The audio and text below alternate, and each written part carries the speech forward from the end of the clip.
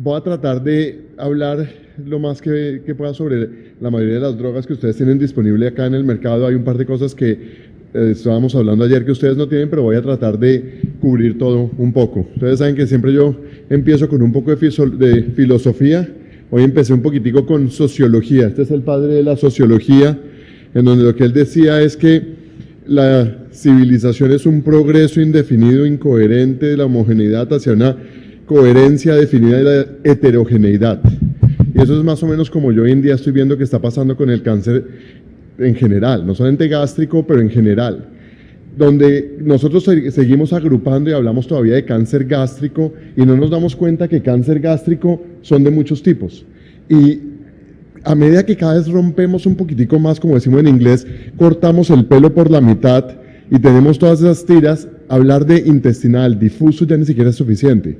Y todavía seguimos hablando de cáncer gástrico como una sola entidad. Entonces, dicho eso, es lo que voy a tratar de hacer, de seguir hablando como una sola entidad, y voy a cubrir varios temas en donde voy a más o menos cubrir la manera con la cual hoy en día estamos abordando el cáncer gástrico avanzado.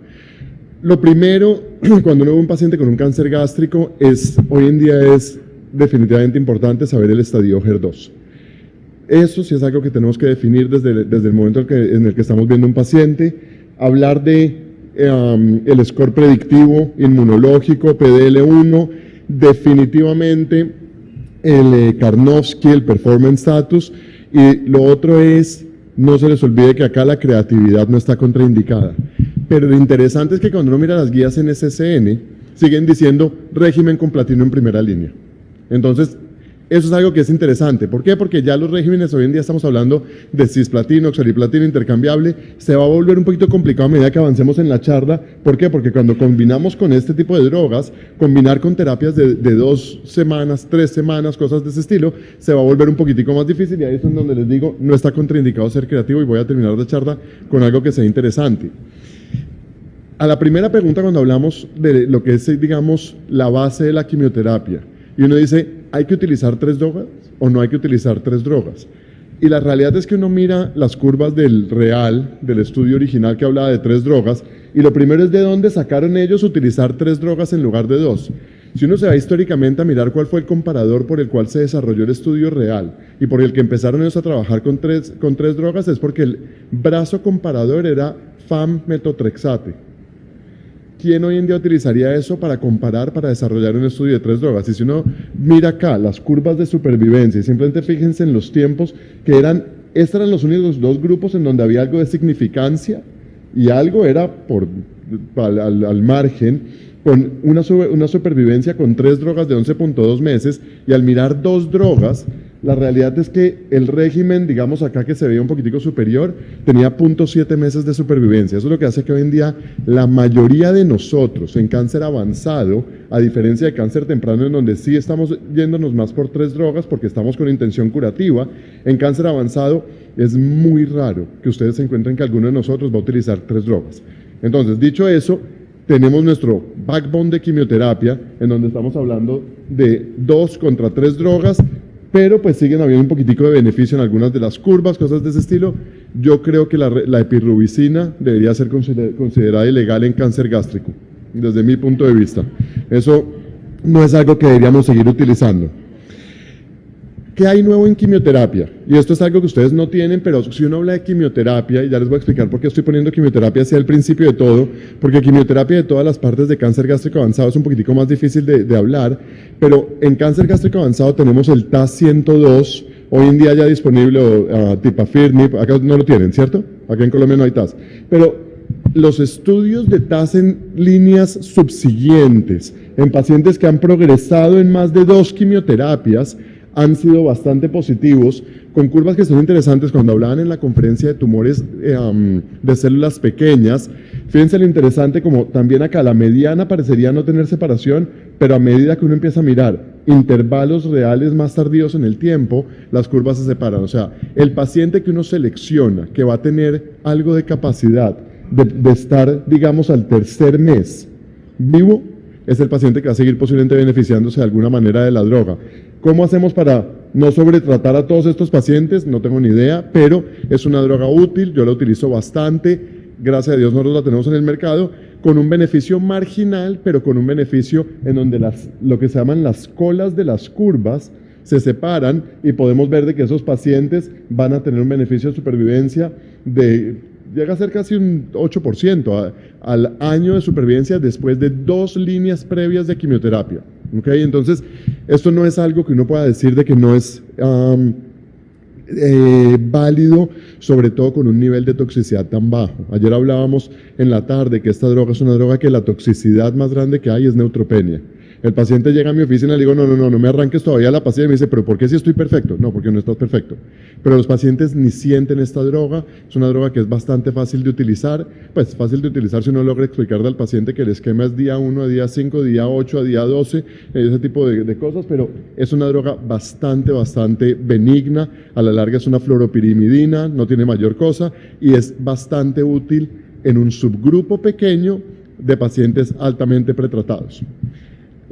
Adentrémonos a lo que es realmente, como yo veo hoy en día, casi todos los cánceres, no solamente cáncer gástrico, y es realmente yo veo que hoy en día estamos viendo a los cánceres como una tractomula que está jalando carros, en donde tenemos nosotros un conductor, y una mutación conductora puede ser el HER2, como es en este caso, lo vamos a hablar en un minuto. Tenemos, yo no sé ni cómo llamar eso, la pieza que conecta la cabina del camión con el resto, el chasis o lo que sea, que es lo que está jalando a todo el resto. Yo no sé cómo se llama esa pieza en mecánica, pero realmente ahí podemos hablar de que esos vendrían a ser la quimioterapia y los agentes antiangiogénicos. Tenemos barreras que nos pueden bloquear lo que puede llegar a ser el camión, que vienen a ser los PDL1, y tenemos dentro del otro una cantidad de cosas que son redundantes dentro del tumor, que posiblemente no hacen nada. Si a estos camiones se les pincha una llanta, siguen andando sin ningún problema. Ahí vamos a hablar de los EGFR, METs y otras cosas. Y tenemos una cantidad de pasajeros, y acá ni siquiera puse nombres porque hay por lo menos 25, 30 que hemos mirado que no hacen nada, que están simplemente siendo cargados y los estamos llevando en el camión. Empecemos con el conductor. Si uno habla del conductor, HER2 realmente sí es una mutación conductora. HER2 en cáncer gástrico temprano es una mutación rara, 10% de los pacientes cuando uno mira a nivel global, pero que realmente conduce. Y conduce, ya estamos hablando también del factor pronóstico de HER2 en pacientes metastásicos, estamos hablando de cómo en la primera línea, pacientes que son HER2 positivos, hay un beneficio real. Esto fue lo que presentó Jaffer hace un par de años de actualización del estudio TOGA, de mirar que las curvas se han mantenido separadas, que los pacientes siguen teniendo beneficio tardíamente después de haber sido tratados con HER2, pero ojo porque realmente el beneficio de HER2 en cáncer gástrico es de un subgrupo muy pequeño, en donde son los pacientes que tienen realmente una alta sobreexpresión. Y no es fácil mirar la expresión de HER2 en cáncer gástrico. Yo siempre digo, un patólogo gastrointestinal tiene que ser el que diga que realmente es HER2 positivo y no un patólogo de seno, porque son tinciones distintas. Entonces, saber que un paciente es HER2 positivo, hoy en día tenemos la ventaja de que mandamos a hacer estudios moleculares y vemos realmente amplificación del HER2 cuando realmente la hay, pero la realidad es que esos 16 meses de supervivencia del HER2 en primera línea es más que todo en los pacientes que son 3 cruces positivas de HER2 y no en los otros pacientes. ¿Cuál es el problema? El problema es que nuestras socias de cáncer de mama nos llevaron años luz de ventaja, hicieron una cantidad de estudios lindísimos, de una cantidad de drogas nuevas, se hacen una cantidad de juguetes, y nosotros tratamos de jugar con todos esos juguetes y no sirve para nada. Ahí es un problema. ¿Por qué cáncer de seno es distinto de cáncer gástrico a nivel del HER2? Porque este paciente que se benefició del HER2 en primera línea, no se benefició también en primera línea del apatinib y no se benefició en última línea de TDM1. Esa es una pregunta grande. Y la realidad es que la mayoría de los pacientes pierden la sobreexpresión o mutan y tienen otro tipo de problemas en donde no se siguen beneficiando de la misma manera. ¿Por qué no se benefician de moléculas pequeñas en primera línea? Es una muy buena pregunta, pero no se benefician. Todos estos estudios que están acá han sido negativos y ninguna de estas moléculas está aprobada para ser utilizada en cáncer gástrico. Y cuando uno mira eso, uno dice, Podrá pasar al revés, podrá pasar de que pacientes que no son mutados originalmente, no mutados sino amplificados, perdón, tienen amplificaciones tardías y no los hemos encontrado tampoco.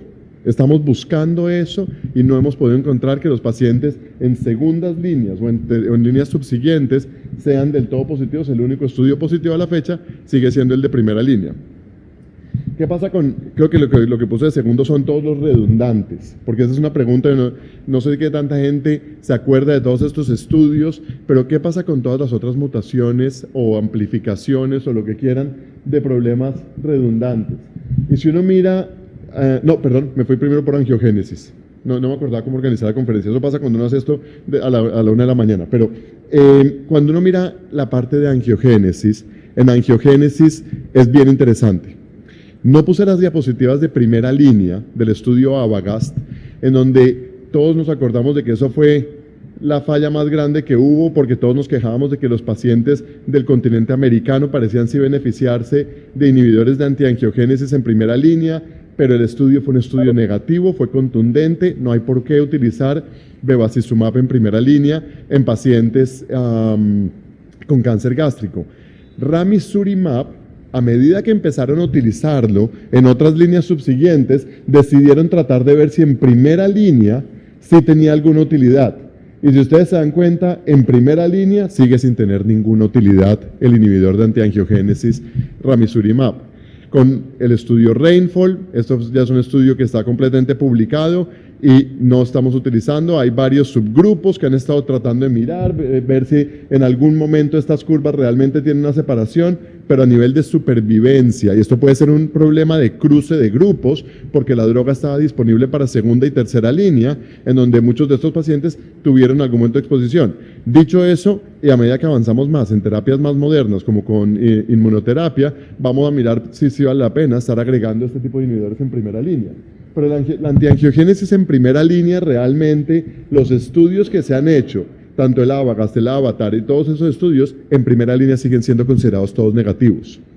A nivel de segunda línea, que ustedes se estaban preguntando y lo tienen disponible acá, a nivel de segunda línea, la pregunta es ¿con qué nos vamos? ¿Monoterapia o terapia con combinación de quimioterapia y antiangiogénesis? Acá tenemos entonces dos estudios, el estudio Rainbow y el estudio Regard. En el estudio Regard, la randomización fue con placebo en pacientes que habían progresado después de primera línea. Ojo, porque cuando hablamos de Tipafirnib, de TAS-102, era tercera línea. Acá estamos hablando de segunda línea. Y este fue un estudio en donde realmente se vio un beneficio en todos los distintos grupos al utilizarlo en segunda línea. Un beneficio bastante marginal. Yo acá no puedo criticar de no utilizarlo como mi estándar en segunda línea, porque el beneficio es realmente en el borde. Sin embargo, si uno tiene un paciente con un Karnofsky comprometido en el borde o alguna cosa de ese estilo, no es algo inapropiado de uno decir, utilicemos en segunda línea monoterapia antiangiogénico, porque como se dan cuenta, funciona. Disminuyó la mortalidad en un 22% basado en los intervalos de confidencia. Más importante realmente es la posibilidad de combinarlo con quimioterapia. Acá la randomización fue entre paclitaxel contra paclitaxel ramucirumab, en donde al mirar realmente cómo funciona la inmunoterapia, nosotros sabemos de que casi siempre hemos tratado de combinar, no la inmunoterapia, perdón, los antiangiogénicos, los hemos tratado de combinar con quimioterapia y vemos curvas que ya sí se separan de una manera más significativa. Se terminan juntando tardíamente, como es esperado en este tipo de cosas, ya también es volúmenes de pacientes, números de pacientes, pero realmente acá tenemos un beneficio que se mantiene incluso al año en más del 10% de los pacientes con respecto al grupo de control, sobreviviendo a un año al iniciar terapia de segunda línea. ¿Okay? Estos son números que son bastante interesantes y lo que más aprendimos de este estudio es que el miedo que teníamos de si el beneficio era únicamente en poblaciones asiáticas o en poblaciones occidentales, la realidad es que el beneficio parecería estar mantenido en los dos. Interesantemente, acá la población japonesa parecía incluso un poquitico mejor. Yo no estoy diciendo que comparen curvas de esa manera, pero el beneficio es de todo el mundo. ¿Okay? Entonces, a segunda línea, los inhibidores angiogénicos parecerían ser globales en el beneficio, sin importar si es el paciente de origen asiático o el paciente occidental. ¿Okay? Las toxicidades aumentan. Sorprendentemente, y nosotros siempre decimos, no, esa droga es benigna, los antiangiogénicos no tienen ningún problema, pero fíjense que como ciertas toxicidades, y la razón no la conocemos completamente, pero fíjense como incluso neutropenia, que no es una toxicidad propia de la molécula, aumenta, y eso puede ser simplemente de cómo está transportada la molécula a otros órganos, incluyendo la médula ósea, pero algo aumenta la toxicidad tolerable.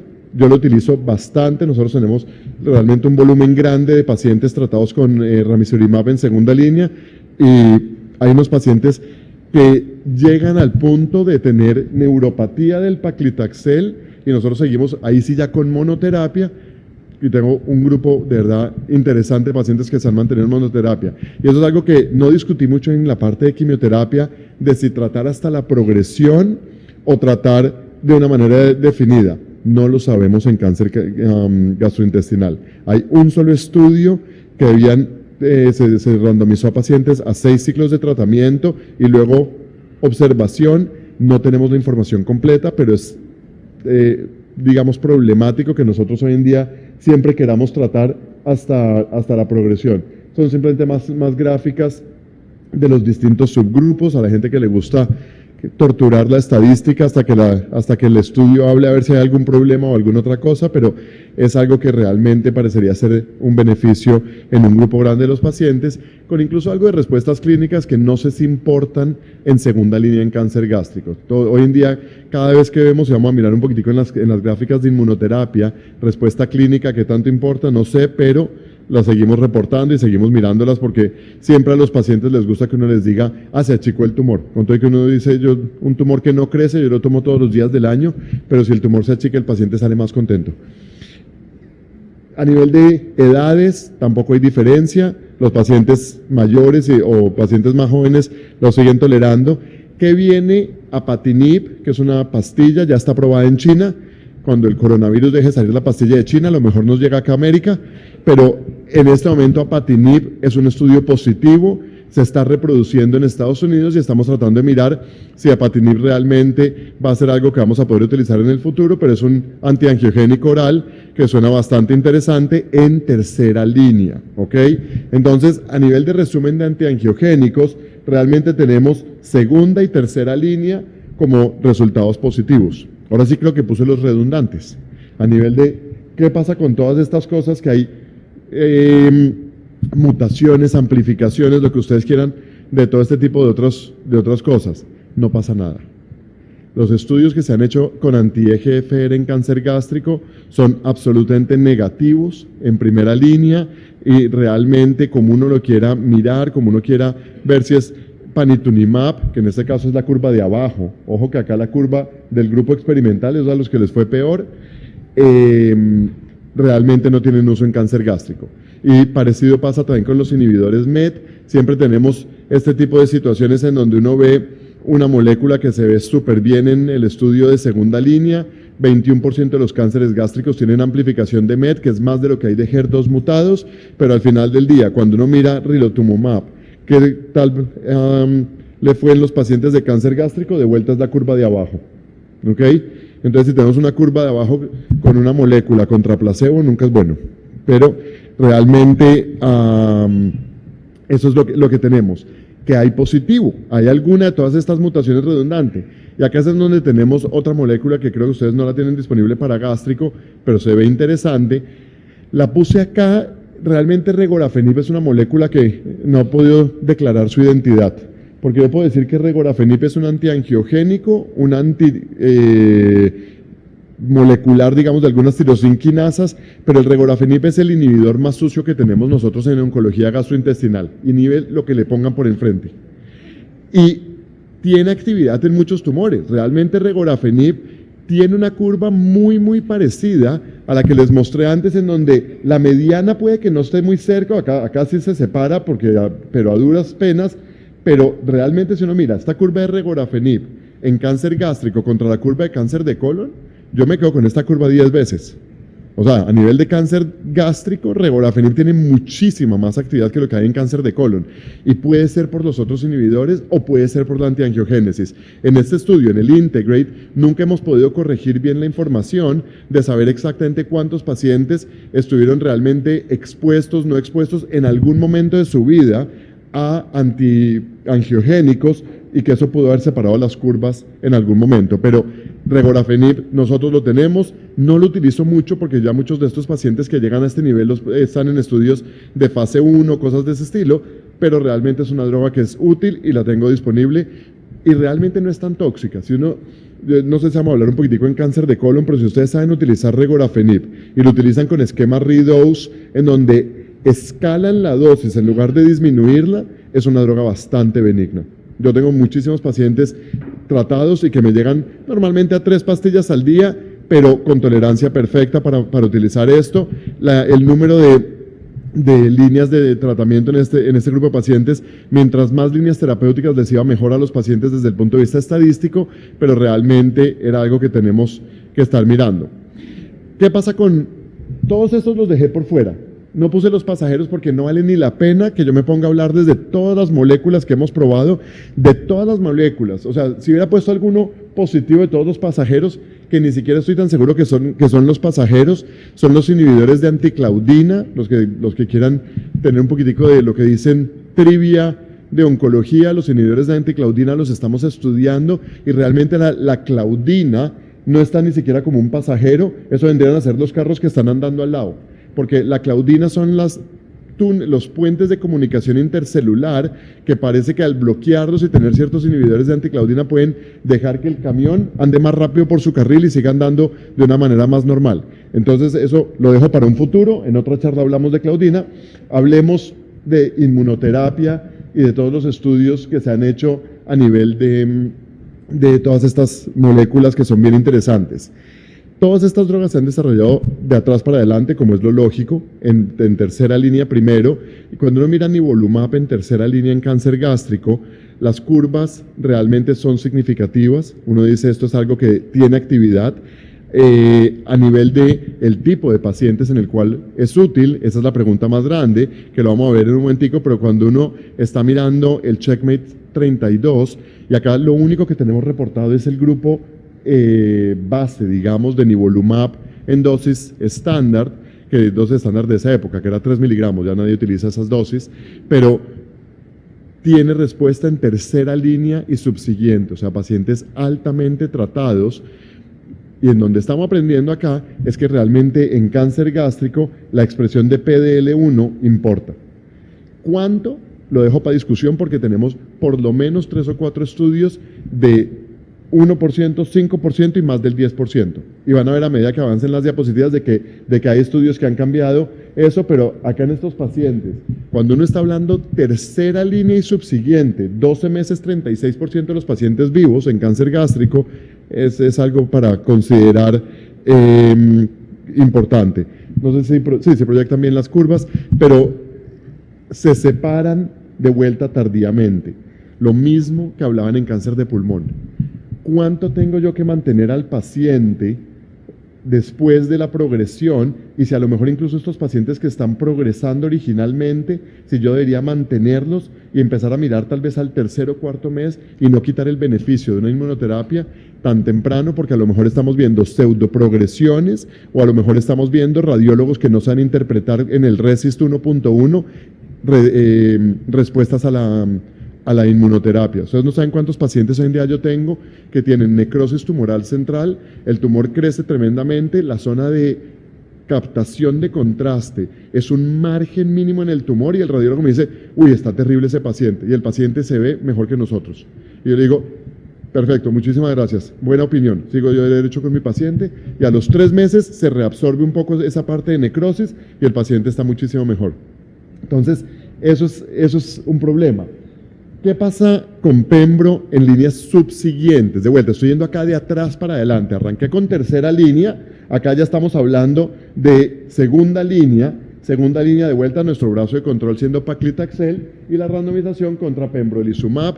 Acá mirando si a estos pacientes les va mejor o peor, acá ya empezamos a hablar de Clinical Predictive Score. ¿Los patólogos de ustedes están calculando esto, el CPS?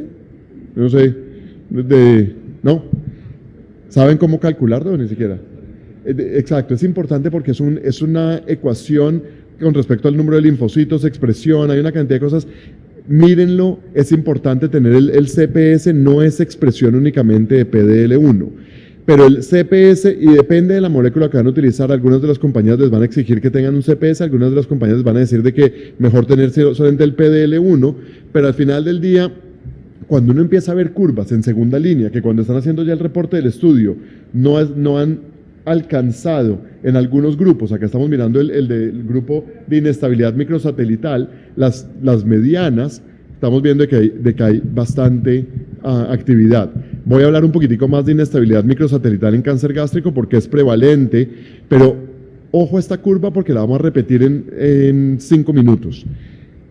Arranca peor el grupo y gracias a Dios, antes de la mediana se cruza y se separa radicalmente después. Y esto es supervivencia, esto no es progresión. O sea, hay un subgrupo de pacientes en donde el darles la inmunoterapia inicialmente, monoterapia, inmunoterapia, y esa es la curva que necesito que miren acá. Acá estamos comparando Pembro solo contra Paclitaxel. La curva se cruza alrededor de cuando el 60% de los pacientes está vivo. Y luego se separa y se mantiene separada con una mediana que no solamente fue ya cercana de significativa, pero tardíamente la separación era muchísimo mejor. Ojo, guarden esa curva en la mente porque la van a volver a ver en un segundo.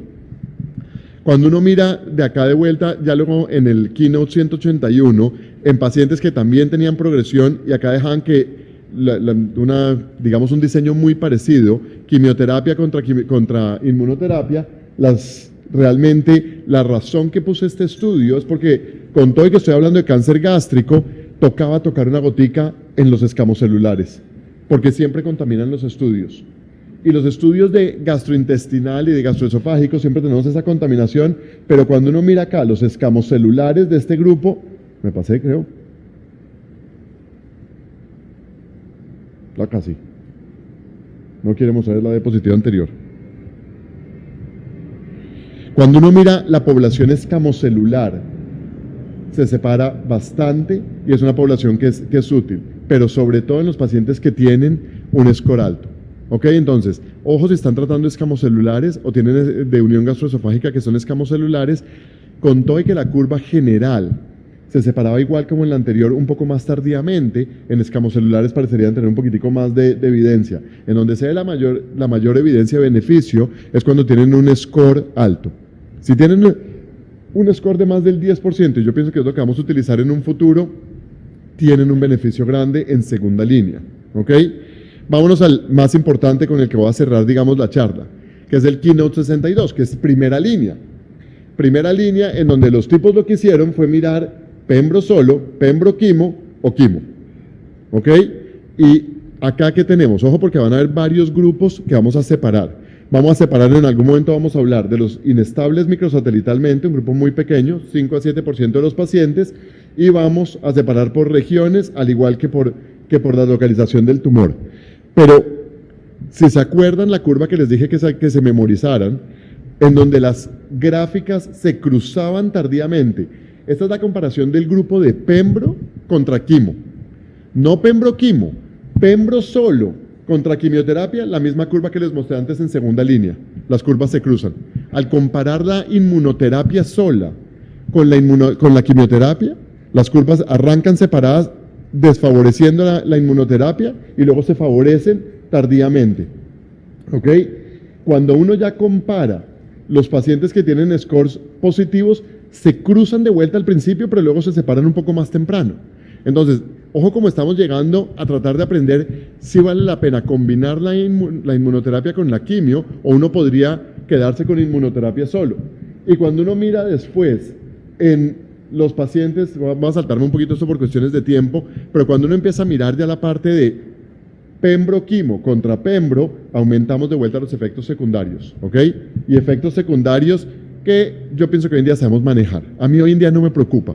Los efectos de la inmunoterapia, ayer yo oí en el simposio de cáncer renal, de la parte de NIVO, IPI, todas esas cosas, honestamente ya hoy en día a medida que sabemos manejar todos estos efectos inmunes, ya nos da menos miedo dispararle a los pacientes esteroides al día 1 que nos llaman con toxicidad y luego miramos si los podemos reiniciar, pero estamos manejando un poquitico más. Separemos otros dos grupos. ¿Qué pasa con los que son inestables microsatelitalmente? Porque acá nosotros tenemos en Estados Unidos aprobación de inmunoterapia agnóstica, sin importar si estamos hablando de gástrico o lo que sea. La pregunta es si un paciente que es MSI high, que es inestable microsatelitalmente, le tengo que dar quimioterapia también, o si el pembro solo es suficiente. ¿Ok? Miren las curvas. Yo ni siquiera sé qué conclusión llegar acá. Porque acá yo tengo pembro contra quimio, esta curva, y pembro quimo contra quimio. Entonces, obviamente la curva de quimio es la misma en los dos. Lo dejo a discusión del grupo, pero fíjense como acá tengo 8% de beneficio a 12 y a 24 meses del pembrolizumab monoterapia en el paciente inestable microsatelitalmente gástrico, sin darle quimioterapia.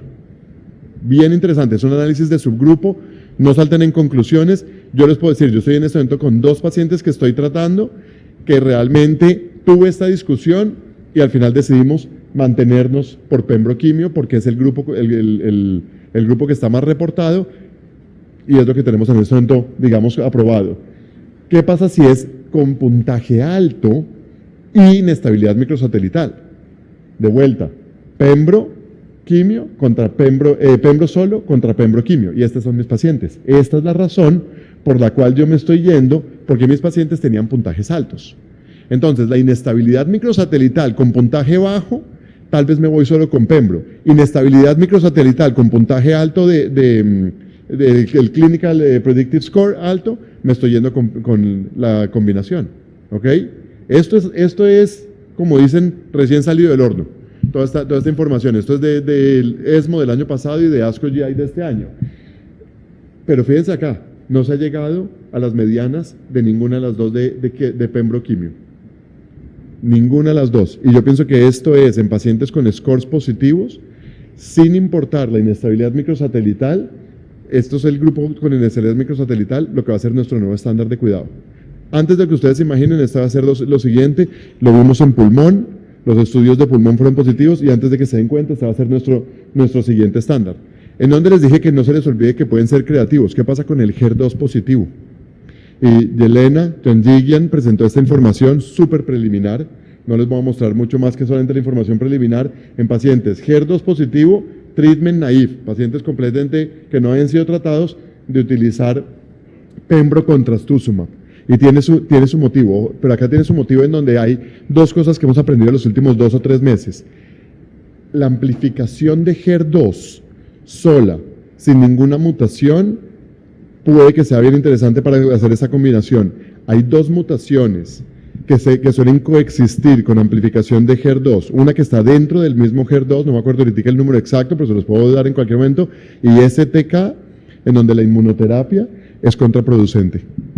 Entonces, mutación STK con cualquier otro tipo de amplificación, no lo utilicen, y hay ciertas amplificaciones HER2 que también parecerían ser resistentes, pero acá cuando estamos viendo en 37 pacientes, simplemente lo puse por reportar algo medio novedoso, creatividad, cosas de ese estilo, tenemos curvas medianas de progresión de 11.4 meses con esta combinación, cuando la supervivencia media que se vio en el TOGA fue de 16 meses, en estos 37 pacientes no se ha llegado a la supervivencia media pasados los 18 años, obviamente censados en ese momento, pero estamos con información bastante interesante que vamos a mirar. En general, de vuelta para cerrar con sociología, no filosofía, y luego cerramos con filosofía o con psicología. El gran objetivo de educarnos no es tener todo este conocimiento, esa es la pelea que yo siempre tengo con mis colegas de ciencias básicas, sino es tomar acción. ¿De qué me sirve a mí saber todas esas mutaciones y las 25 cadenas si no estamos tomando acción y si la acción no está llegando? Y para terminar lo que les decía con psicología, hay una cosa que se llama el Kruger-Dunning Effect. El Kruger-Dunning Effect es una cosa en donde dice, es un sesgo de conocimiento, en donde la gente que es más ignorante suele ser incapaz de reconocer su propia ignorancia. Entonces, cuando uno es súper bruto, uno tiene bajo conocimiento y baja confianza, uno dice, no, no tengo ni idea. Pero cuando uno tiene una gotica de conocimiento, eso son muchas veces cuando la gente dice, pues que yo vi eso en Google, es la persona que dice, yo ya lo sé todo, pero realmente tiene muy poquito conocimiento. Yo creo que nosotros en cáncer gastrointestinal estamos como por acá, en donde estamos teniendo algo de conocimiento, pero seguimos rebrutos. Y la realidad es que quisiéramos llegar a estar acá en donde dijéramos, esto es complicado, pero toca aprender un poquitico más. Y sin más, dejo para alguna pregunta o alguna duda, o para seguir adelante. Muchas gracias.